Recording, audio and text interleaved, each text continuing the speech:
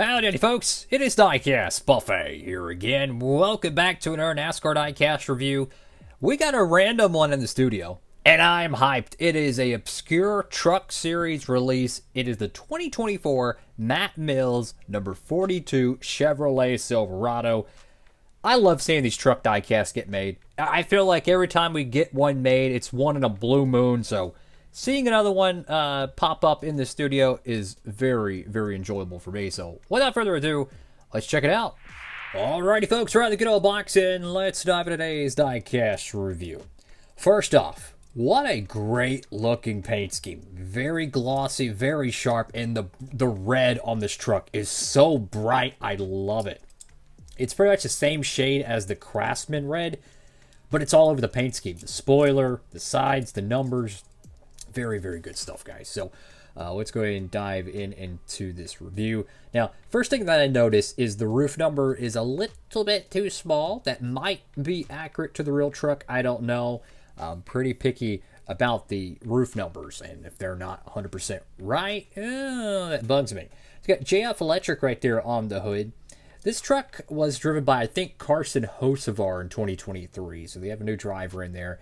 And he runs his paint scheme a lot, Matt Mills does, which is great because having a diecast of a truck driver and seeing him run that same paint scheme during the season, it feels so rare, you know, because they get so few diecasts made in the truck series. And the few that get made, it's usually so late in the season, you never get to watch it on TV. So it's kind of cool.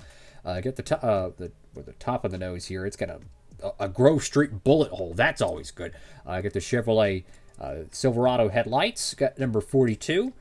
Got Simpson ARP. Nice Motorsports Sunoco. I'd say the paint scheme pattern kind of reminds me of Kyle Larson's Valvoline car, but, you know, just a different mixture of colors. But it's kind of a modern touch to it. Looks very, very sharp. Go to the left side of the diecast. And for those who are wondering, yes, this is the same diecast mold that they have been using since 2019, which they made a few diecasts from 2018. So technically you could say from 2018, but they were manufactured in 2019. That's when the new diecast mold kind of, came around. Anyways, some people don't like that. Personally, I actually love that they use a generic one because even though it is a quote-unquote Silverado, it's literally the same.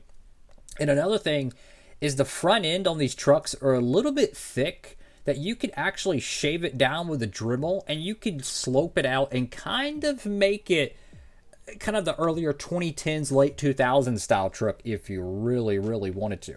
It's got Goodyear right there, NASCAR race truck, Mobile One. What the heck is that? I can't even read it from here, guys. Let's zoom in.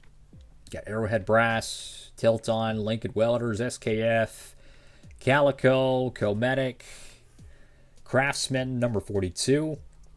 Pretty screwed up. JF Electric decal there. Utiltra? I don't know how the biff you pronounce that, guys.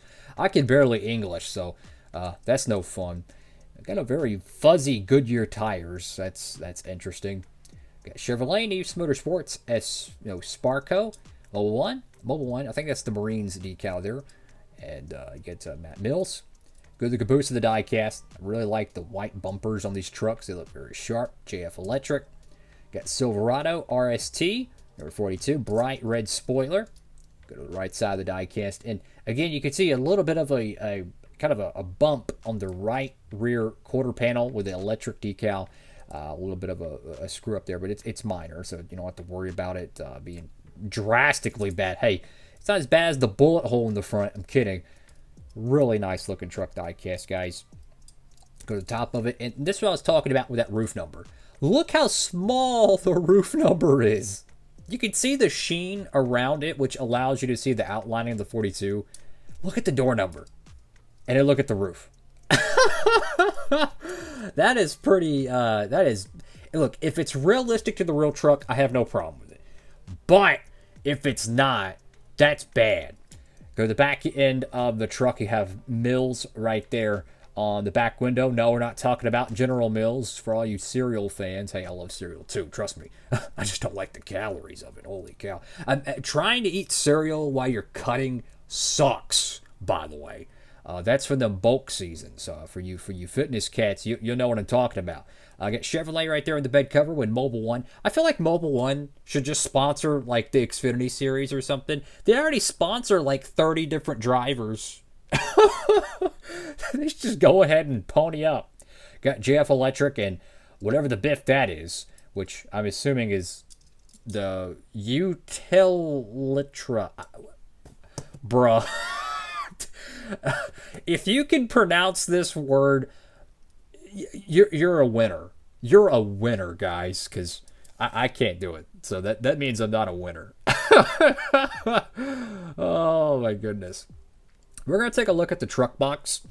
And I'm going to show you why this is probably going to be the best looking box of the entire year. It almost matches the paint scheme.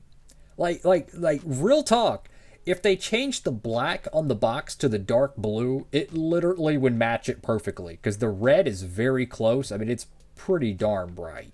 You have the white, literally very, very close design. And obviously the red on the box is because it is a Craftsman diecast. I'm going to show you Xfinity one in the studio. And yes, just as you would imagine, the purple stripe is there. I got to give them some credit. I like these boxes better than what we saw in 2023. Now, I like the font of the 2023, but I'm so tired of the dark, gloomy, sad boxes. I like color, okay? I like bright colors on my artwork. So, obviously, I would choose like one of the brightest paint schemes on the track, the Ally car from Homestead.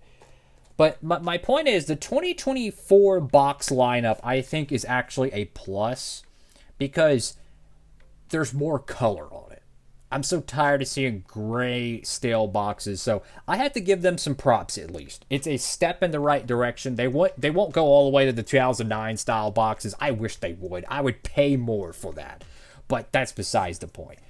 You're here to look at a diecast, not a box. But I just want to give my own 2 cents on that. Kind of give you a little bit of an example because there are some cats that have not picked up a 2024 diecast. So if you were interested in seeing the box design, that's a good example of all 3 of them currently. And the late model boxes, if I can grab one real quick, they're pretty much a modern version of the generic box design that we saw back in like 2017 and 2018. So that's it.